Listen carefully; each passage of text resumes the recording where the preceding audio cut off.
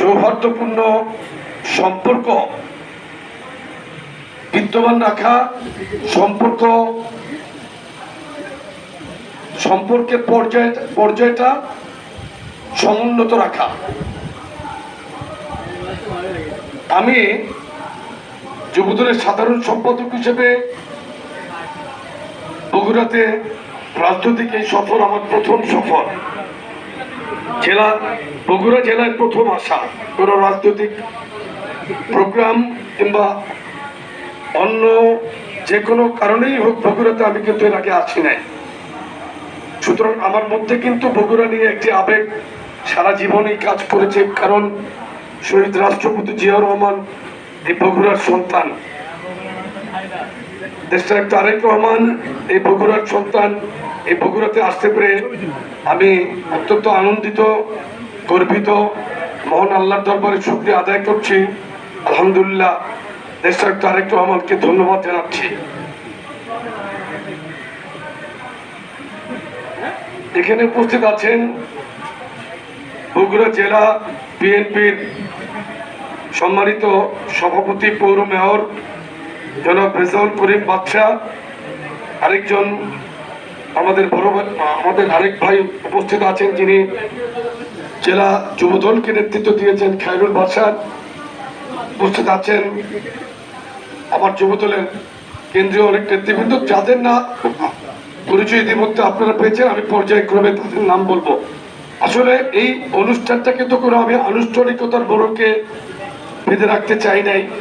জেলা যুবদল চেয়ার টেবিলের মাধ্যমে এখানে প্রোগ্রামটা করতে চেয়েছিল, আমি নিজে মানা করেছি।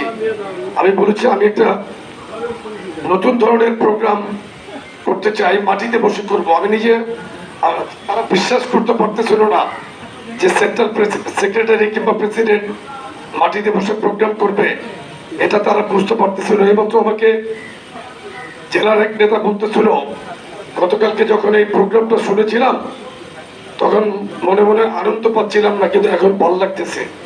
আপনাদের কি খারাপ লাগতেছে মাটিতে বসতে? ভালো লাগছে না?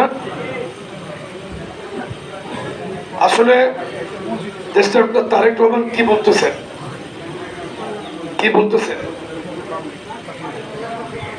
না, উনি কি বলতেছেন যে জনগণের অধিকার আদায়ের জন্য বিএনপি আন্দোলন করছে।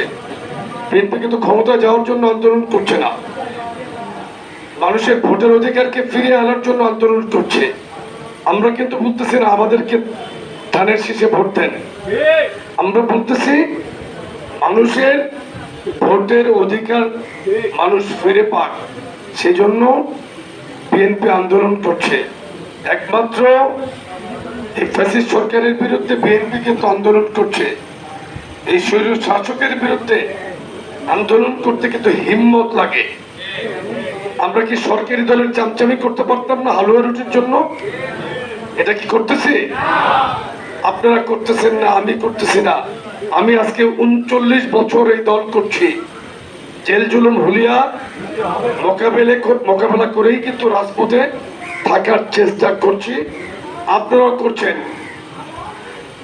বগুড়া জেলা যুবদল অত্যন্ত সাহসের সাথেই বগুড়াতে মাঠে থাকে, এটা আমরা জানি। কিন্তু আমি ইতিমধ্যে শাহজাহানপুর উপজেলার খোট্টামারা ইউনিয়নে গিয়েছিলাম। সেখানে আমাদের একজন নেতা, ইউনিয়নের আহ্বায়ক, সে মিছিলের মধ্যে হার্ট অ্যাটাক করে, খুব সম্ভবত হার্ট অ্যাটাক করে পুলিশের ধাওয়ায় তাৎক্ষণিকভাবে হার্ট অ্যাটাক করেছে, মৃত্যুবরণ করেছে। ইন্না লিল্লাহি ওয়া ইন্না ইলাইহি রাজিউন। এটা অপরাজনীতিরই একটি হৃদয় বিদারক ঘটনা। ইতিমধ্যে আপনারা দেখেছেন যে বাংলাদেশ সেনাবাহিনীর সাবেক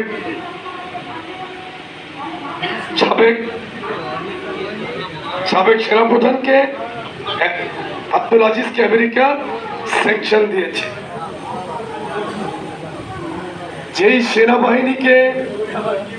যেই সেনাবাহিনীকে সম্মানের দিক থেকে সর্বোচ্চ শিখরে নিয়ে গেছিলেন বাংলাদেশের স্বাধীনতার ঘোষক শহীদ রাষ্ট্রপতি জিয়াউর রহমান, তিনিও এই সেনানায়ক ছিলেন, সেনাপতি ছিলেন। ওনার সেনাবাহিনী উনি সর্বোচ্চ সম্মানের জায়গায় রেখে গিয়েছিলেন। আজকে একজন সেনা অধিনায়ক তার দুর্নীতি এবং বিভিন্ন অপকর্মের কারণে একটি শক্তিশালী রাষ্ট্র তাকে স্যাংশন নিষিদ্ধ করেছে। অপরাজনীতি অপশাসন কোথায় গিয়ে থেকেছে দেখেন, বাংলাদেশের আর্থিক প্রতিষ্ঠানগুলো ধ্বংস হয়ে গেছে, সম্পূর্ণরূপে ধ্বংস। শিক্ষা প্রতিষ্ঠান ধ্বংস। কালকে দেখলাম ফেসবুকে একটা প্রাইমারি স্কুলের টিচাররা নেচে গিয়ে ট্রেনিং নিচ্ছে। আমরা যখন ছোটবেলায় স্কুলে পড়েছি, আদর্শ লিপি পড়েছি, আমাদের স্কুলে কি শিক্ষা দেওয়া হতো? নৈতিকতা শিক্ষা দেওয়া হতো। বক্তব্যে পড়েছি, মাদ্রাসার বক্তব্য কি সকালে পড়েছি। নীতিগত নৈতিক চরিত্রের কিভাবে উন্নতি করা যায় আমাদের শিক্ষকরা আমাদেরকে এটা শিক্ষা দিয়েছেন। আজকে একদম পরিকল্পনা মাফিক বাংলাদেশের শিক্ষা, চিকিৎসা, অর্থ ব্যবস্থা সম্পূর্ণ ধ্বংস করে দিয়েছে।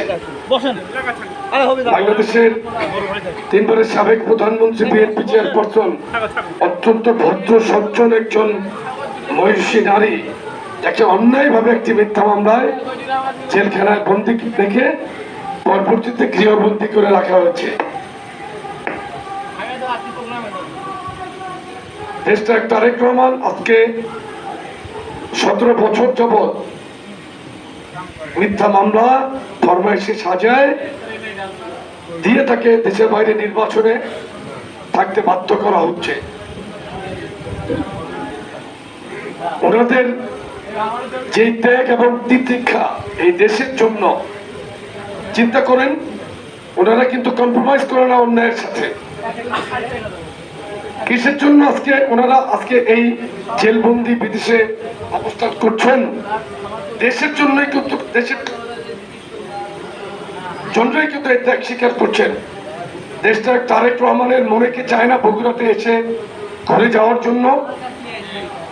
নিজের দেশের বাড়িতে আসতে পারতেছেন না, আত্মীয় স্বজনদের দেখতে পাচ্ছেন না, তার নিজের মা আজকে অসুস্থ, জটিল অস্ত্রোপচার হচ্ছে, কিন্তু উনি কি দেখতে পারতেছেন মাকে?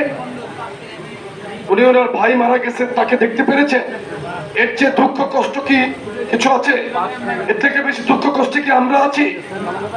সুতরাং আপনাদের কি কোনো দুঃখ কষ্ট, এরপরে কোনো দুঃখ কষ্ট আছে? ওনাদের সমপর্যায়ের কোনো কষ্টে কি আমরা আছি? আমরা জেল থেকে বেরিয়ে কিন্তু বাড়িতে আবার যেতে পারছি, থাকতে পারছি, কিন্তু ওনারা কিন্তু দেশেই আসতে পারতেছেন না। দেশনেত্রী বেগম খালেদা জিয়া জেলবন্দি, দেশটার তারেক রহমান বিদেশে নির্বাচিত জীবন যাপন করছেন, কষ্টের জীবন যাপন করছেন। তো আপনাদের, আমরা দেশটার তারেক রহমান আমাদেরকে পাঠিয়েছেন আপনাদের সুখ দুঃখের অংশীদার হওয়ার জন্য। আপনাদেরকে আমরা